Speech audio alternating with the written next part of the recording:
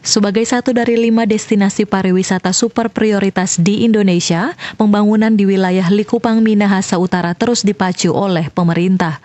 Baik itu untuk menunjang konektivitas maupun sebagai sarana penunjang pariwisata lainnya seperti hotel berbintang. Bupati Minahasa Utara Jone Ganda membeber dalam waktu dekat akan ada kunjungan dari Menteri Pariwisata dan Ekonomi Kreatif dan Kementerian Koordinator Bidang Kemaritiman dan Investasi ke Likupang. Pertama besok Pak Menteri Pariwisata dan Ekonomi Kreatif akan meletakkan batu pertama pembangunan hotel yang akan yang ada di area kawasan ekonomi khusus Likupang. Nah, itu kita laksanakan besok.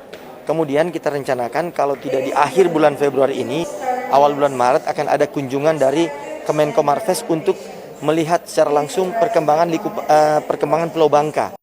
Karena di Pulau Bangka ini kita akan mengembangkan tourism go green.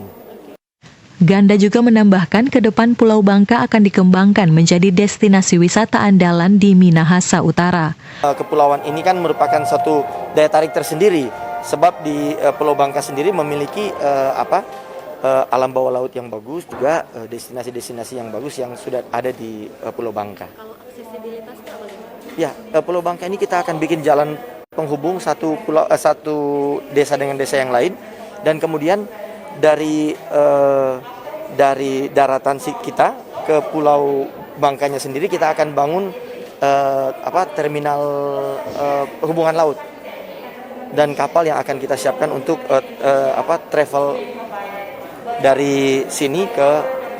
Diketahui Pulau Bangka merupakan salah satu gugus pulau yang menjadi bagian dari DPSP Likupang.